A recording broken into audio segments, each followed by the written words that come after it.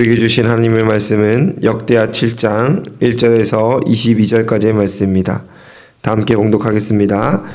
솔로몬이 기도를 마침에 불이 하늘에서부터 내려와서 그 번제물과 제물들을 사르고 여호와의 영광이 그 성전에 가득하니 여호와의 영광이 여호와의 전에 가득하므로 제사장들이 여호와의 전으로 능히 들어가지 못하였고 이스라엘 모든 자손은 불이 내리는 것과 여호와의 영광이 성전 위에 있는 것을 보고 돌을 깐 땅에 엎드려 경배하며 여호와께 감사하여 이르되 선하시도다 그의 인자하심이 영원하도다 아니라. 이에 왕과 모든 백성이 여호와 앞에 제사를 드리니 솔로몬 왕이 드린 제물이 소가 22,000마리요 양이 12만마리라. 이와 같이 왕과 모든 백성이 여호와 하나님의 전에 낙성식을 행하니라. 그때 제사장들은 직분대로 모셔서고 레위 사람도 여호와의 악기를 가지고 섰으니 이 악기는 전에 다윗 왕이 레위 사람들에게 여호와께 감사하려고 만들어서 여호와의 인자하심이 영원함을 찬송하게 하던 것이라. 제사장들은 무리 앞에서 나팔을 불고 온 이스라엘은 서 있더라. 솔로몬이 또 여호와의 전 앞들 가운데를 거룩하게 하고 거기서 번제물과 화목제의 기름을 드렸더니 이는 솔로몬이 지은 놋제단이 능히 그 번제물과 소제물과 기름을 용납할 수 없음이더라. 그때 솔로몬이 7일 동안 절기를 지켰는데 하맛 어귀에서부터 애굽 강까지의 온 이스라엘이 심히 큰 회중이 모여 그와 함께 하였더니 8째 날에 무리가 한 성회를 여니라. 제단의 낙성식을 7일 동안 행한 후 이 절기를 7일 동안 지키니라. 솔로몬 7째 달 제 23일에 왕이 백성을 그의 장막으로 돌려보내매 백성이 여호와께서 다윗과 솔로몬과 그의 백성 이스라엘에게 베푸신 은혜로 말미암아 기뻐하며 마음에 즐거워하였더라. 솔로몬이 여호와의 전과 왕궁 건축을 마치고 솔로몬의 심중에 여호와의 전과 자기의 궁궐에 그가 이루고자 한 것을 다 형통하게 이루니라. 밤에 여호와께서 솔로몬에게 나타나사 그에게 이르시되 내가 이미 내 기도를 듣고 이곳을 택하여 내게 제사하는 성전을 삼았으니 혹 내가 하늘을 닫고 비를 내리지 아니하거나 혹 메뚜기들에게 토산을 먹게 하거나 혹 전염병이 내 백성 가운데 유행하게 될 때에 내 이름으로 일컫는 내 백성이 그들의 악한 길을 떠나 스스로 낮추고 기도하여 내 얼굴을 찾으면 내가 하늘에서 듣고 그들의 죄를 사하고 그들의 땅을 고칠지라. 이제 이곳에서 하는 기도에 내가 눈을 들고 귀를 기울이리니 이는 내가 이미 이 성전을 택하였고 거룩하게 하여 내 이름을 여기에 영원히 있게 하였음이라. 내 눈과 내 마음이 항상 여기에 있으리라. 내가 만일 내 앞에서 행하기를 내 아버지 다윗이 행한 것 같이 하여 내가 내게 명령한 모든 것을 행하여 내 율례와 법규를 지키면 내가 내 나라 왕위를 견고하게 하되 전에 내가 내 아버지 다윗과 언약하기를 이스라엘을 다스릴 자가 내게서 끊어지지 아니하리라 한 대로 하리라. 그러나 너희가 만일 돌아서서 내가 너희 앞에 둔 내 율례와 명령을 버리고 가서 다른 신을 섬겨 그들을 경배하면 내가 너희에게 준 땅에서 그 뿌리를 뽑아내고 내 이름을 위하여 거룩하게 한 이 성전을 내 앞에서 버려 모든 민족 중에 속담거리와 이야기거리가 되게 하리니 이 성전이 비록 높을지라도 그리로 지나가는 자마다 놀라 이르되 여호와께서 무슨 까닭으로 이 땅과 이 성전을 이같이 행하셨는고 하면 대답하기를 그들이 자기 조상들을 애굽 땅에서 인도하여 내신 자기 하나님 여호와를 버리고 다른 신들에게 붙잡혀서 그것들을 경배하여 섬김으로 여호와께서 이 모든 재앙을 그들에게 내리셨다 하리라 하셨더라. 아멘.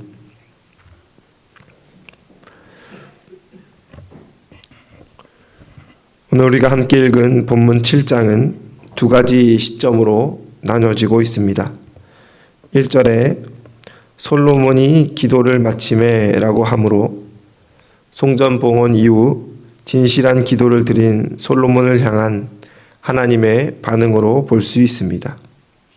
이때는 솔로몬 통치 11년 이후쯤으로 추정됩니다. 다음은 11절을 보면 솔로몬이 여호와의 전과 왕궁 건축을 마치고 라고 되어 있습니다. 솔로몬의 왕궁 건축을 마무리한 시점은 통치 24년 후쯤 되는 시간인데, 이렇게 되면 7장의 전반부와 7장의 후반부의 시간 간격이 매우 큽니다. 그래서 왕궁 건축을 마치고 라는 표현을 성전 완공 이후 왕궁 건축을 위한 제반 준비를 마쳤다라고 봐서 전반부와 후반부의 시점을 동일하게 통치 11년쯤으로 같이 보는 견해가 있고, 문자 그대로 통치 11년에 솔로몬을 찾아오신 하나님께서 13년 이후 왕궁 공사까지 마무리되었을 때 다시 찾아온 것으로 보는 견해도 있습니다. 사실 어떤 견해가 맞다고 하기 어려운 것은 우리가 솔로몬의 인생 타임라인을 정확하게 알 수 없기 때문입니다. 성전 완공 시점은 솔로몬이 신앙적으로 가장 정점에 있을 때이고, 반면 왕궁의 완성 시점은 솔로몬이 점차 하나님으로부터 멀어지고 우상에게 마음을 두던 시절로 여기기에 오늘 본문의 시점을 특정하기보다는 각 본문에 담긴 하나님의 마음에 집중하는 것이 유익할 것으로 여겨집니다. 1절에서 10절 전반부는 하나님께서 솔로몬에게 불로 임재하여 주심을 먼저 나타냅니다. 성전이 영광으로 가득 찬 것은 하나님이 구름으로 그의 임재를 보여주신 바와 동일한 역사로 볼 수 있습니다. 솔로몬은 하나님께서 함께하여 주심에 심히 감격하였고 온 백성은 그에 감사하며 엎드려졌습니다. 이 감사는 낙성식이라 명명되고 있습니다. 이는 단순히 건물을 완공한 기념 행사의 의미를 넘어섭니다. 우리가 흔히 완공된 건물 앞에서 커팅 행사를 가지는 그런 수준의 것이 아니다라는 것이지요.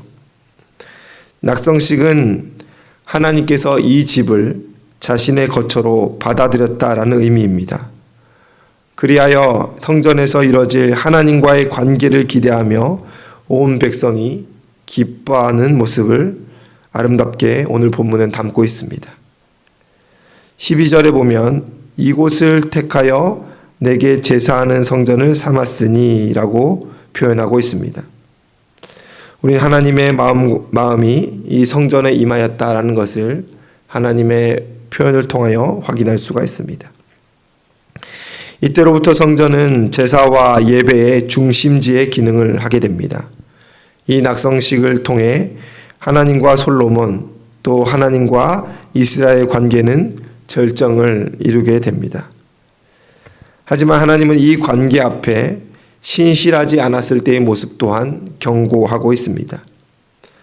축복이 저주로 바뀌는 변곡점은 이 성전의 유무와 상관없이 백성들의 신실함에 달려있다라는 것을 강조하는 것입니다. 11절 이하 후반부가 그것을 보여주고 있습니다.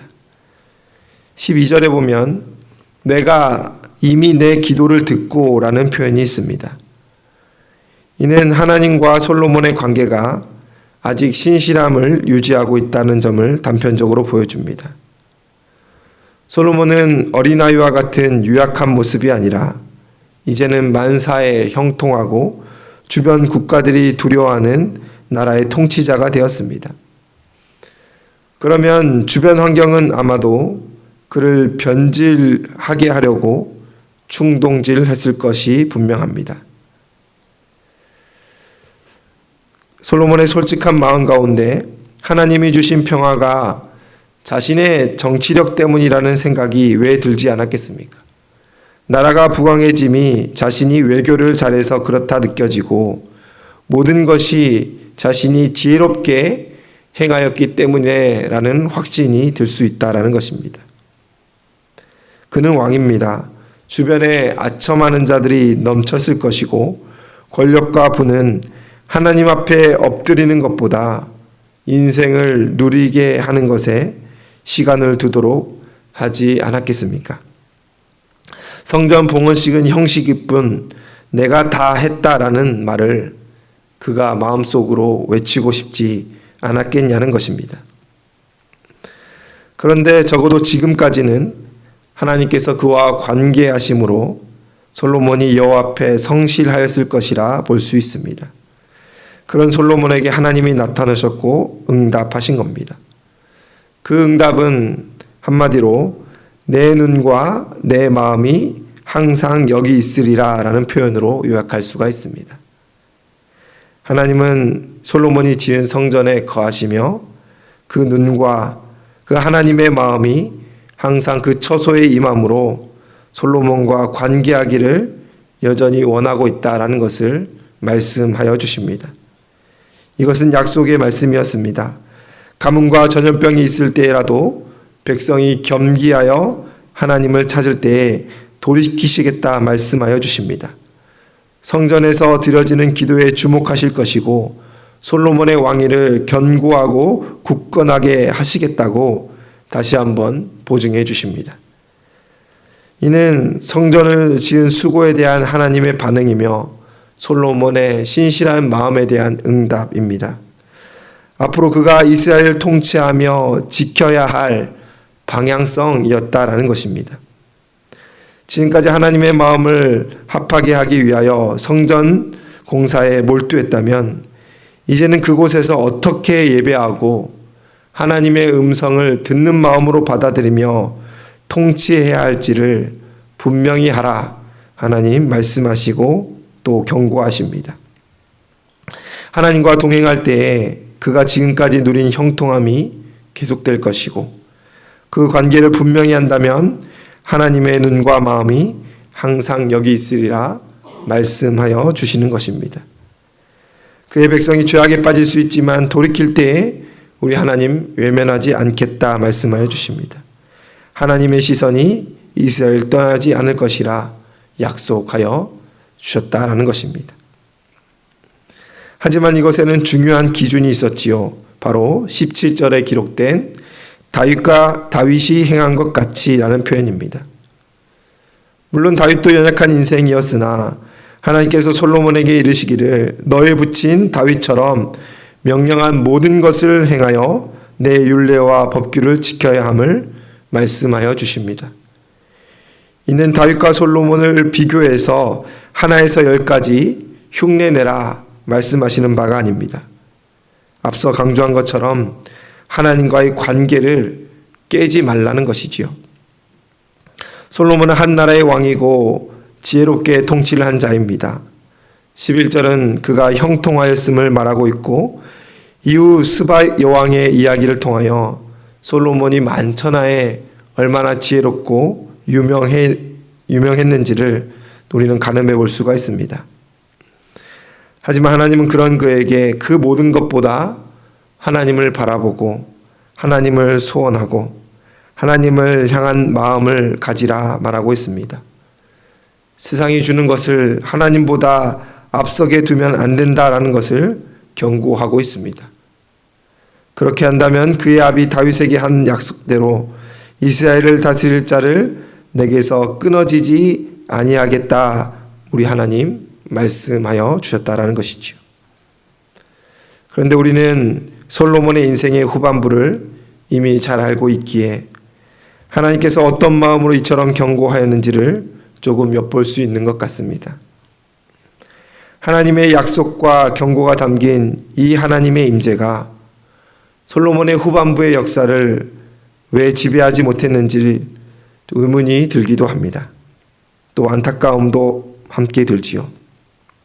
만약 그가 인생 후반부에서도 하나님 앞에 온전하였고 신실하였다면 아마 후대 왕들에 대한 평가 기준이 다윗이 행함과 가치가 아니라 다윗 그리고 솔로몬이 행함과 가치가 되지 않았을까, 그런 생각을 해보았습니다.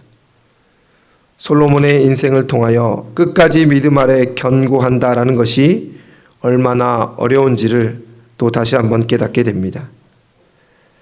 하지만 우리는 완성된 계시의 말씀 아래 살아가는 자들입니다. 앞선 자들의 실패와 과오를 눈으로, 말씀으로 이미 경험하였다라는 것이지요. 하나님께서 솔로몬에게 말씀하여 주신 것처럼 다윗이 행한 것 같이 하여 이 말씀을 마음에 새기고 하나님의 눈과 마음이 우리 인생 가운데 거하기를 주님의 이름으로 축원합니다. 말씀 앞에 견고하게 서시는 은혜가 있기를 다시 한번 주님의 이름으로 축원을 드립니다. 기도하겠습니다.